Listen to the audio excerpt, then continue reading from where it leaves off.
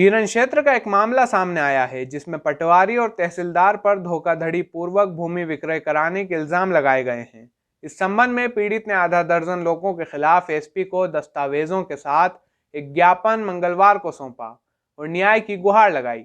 Media को मनोहर बेनीवाल ने बताया कि ग्राम जीरन में भूमि सर्वे क्रमांक 613, 614, 615, 616, 617 और 618 जिसके पुराने सर्वे नंबर 600 हैं, इन भूमियों पर यूसुफ पिता फखरुद्दीन बोहरा निवासी जीरन व उसके परिवार का लगभग 100 वर्षों से कब्जा चला आ रहा है। वहीं भूमियों के संबंध में शंकर राव पिता सदाशिव राव द्वारा वर्ष 1951 में राजस्व विभाग में तहसील न्यायालय नीमच ने यूसुफ के दादाजी ताहिर अली के विरुद्ध भूमियों के संबंध में निष्कासन हेतु कार्रवाई की थी। इस प्रकार कार्रवाई न्यायालय कमिश्नर और राजस्व मंडल न्यायालय तक चली, जिसमें शंकर राव व उसके परिवार को सफलता नहीं मिली। राजस्व न्यायालय में हारने के बाद शंकर राव और उसके साथियों द्वारा ताहिर अली व अन्य के खिलाफ सिविल कोर्ट और हाई कोर्ट में वाद दायर किया गया, लेकिन वहां भी ये लोग केस हार गए। फिलहाल ये मामला सुप्रीम कोर्ट में विचाराधीन है, लेकिन प्रकाश पाटीदार, नंदकिशोर कुलमी, पंकज श्रीवास्तव पटवारी जीरन और मुकेश बामनिया तहसीलदार जीरन ने आपराधिक षड्यंत्र कर बगैर विधिक प्रक्रिया का पालन करते हुए अवैध बंटवारा आदेश पारित कर दिया। इस संबंध में आज ज्ञापन सौंप आरोपियों पर कार्रवाई की मांग की गई है। जीरन ग्राम के अंदर कृषि भूमियां हैं 613, 14, 15, 16 और 617, 18। इस सर्वे नंबर की भूमि में जो प्रार्थी शिकायत करता है यूसुफ पिता फखरुद्दीन बोहरा, इनके परदादा के टाइम से उस ज़मीन पे इनका पोजीशन चला आ रहा है और इस ज़मीन को लेकर, इस ज़मीन को जिसको विक्रय किया है प्रकाश राव, उसके बाप दादाओं ने इनके दादाजी के खिलाफ उस ज़मीन से कब्जा प्राप्त करने की कार्रवाई 1951 में तहसील न्यायालय में शुरू करी थी। तो वो मामला राजस्व मंडल तक चला और राजस्व मंडल ने इनके दादाजी को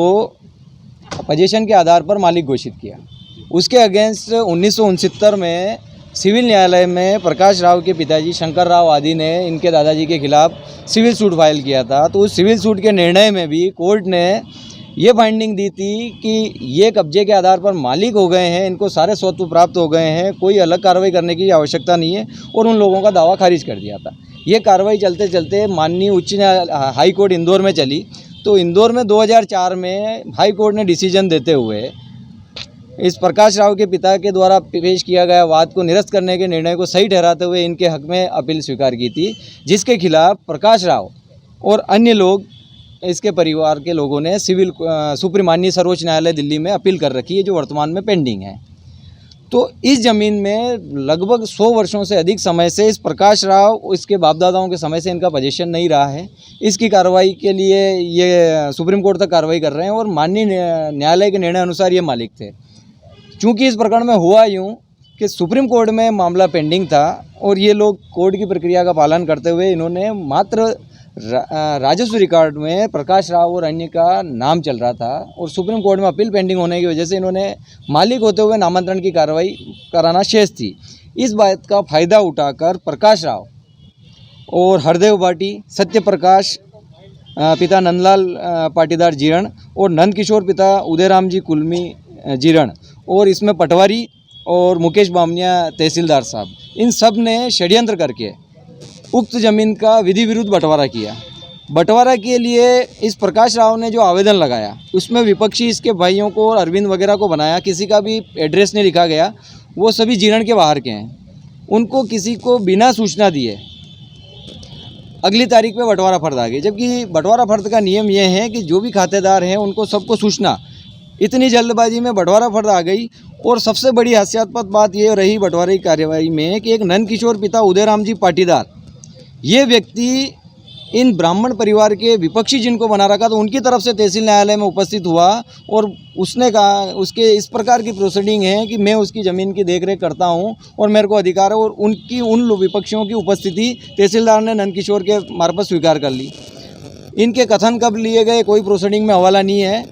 और इस ज़मीनों का जो ज़मीन विक्रय करनी थी वो प्रकाश राम के नाम पे बंटवारा में की और बाकी इसके दूसरे भाइयों के रख दी, जिस पे कुछ ज़मीनों पे मकान बने हुए हैं। तो ये षड्यंत्र वहाँ से शुरू हुआ और फिर इस नंदकिशोर पाटीदार जो कि उस बंटवारे की कार्रवाई में गवाह था और इन विपक्षी की तरफ से उपस्थित होकर वो फर्जी बंटवारा कराया, इसके पुत्र सत्यप्रकाश पाटीदार और हरदेव पाटी ने बिना कब्जे के आदान प्रदान के और गलत जानकारी देते हुए विक्रय पत्र का पंजीयन रजिस्ट्रार कार्यालय नीमच में कराया। उस विक्रय पत्र में प्रकाश राव ने लिखाया कि कोई भी न्यायालय में विवाद पेंडिंग नहीं है, जबकि 1950 से मुकदमे चल रहे हैं और माननीय सर्वोच्च न्यायालय में इन्हीं लोगों ने अपील पेश कर रखी है। ये चीज़ उन्होंने झूठ लिखाकर 420 करी। दूसरा, इन लोगों का कब्जा कोर्ट में इनके बयान है और कोर्ट से रिलीफ चाहते हैं कब्जे के लिए। इस ज़मीन पे इनका कभी कब्जा रहा ही नहीं, तो इस कब्जा देने का कथन भी रजिस्ट्री में गलत लिखा है और हरदेव और सत्यप्रकाश ने कब्जा लेने का कथन। तो इतनी बड़ी शासन के कागजों में 420 करी, एक आपराधिक षड्यंत्र करते हुए किया और नंदकिशोर ने एक झूठा शपथ पत्र बंटवारे की कार्रवाई में करके एक बहुत बड़ा अपराध किया है और आज ये ज़मीनों की कीमतें बढ़ गई हैं। तो इस प्रकार के भूमाफिया सक्रिय होकर, जिसमें कोई उनको अधिकार नहीं है, विधि कानूनी रूप से वो रजिस्ट्री जरूर हो गई पर इसके मालिक नहीं है, पर इस ज़मीनों को विवादित करके या फिर कब्जे की धमकियां देकर कब्जा करने का प्रयास करके अवैध लाभ पहुंचाने के लिए जो कार्य किया है, उसके लिए आज क्या माना जाए इसमें तहसीलदार और अन्य शासकीय अधिकारियों की भी भूमिका है? जो दस्तावेज हैं और तहसीलदार जिस लेवल का अधिकारी होता है, जिस विधिक प्रक्रिया का पालन करना चाहिए, जो नियम बने हुए हैं उनका कोई पालन नहीं किया, तो प्राइमा फेसी ये प्रतीत होता है कि उनको लाभ पहुंचाने के लिए कार्रवाई की गई है।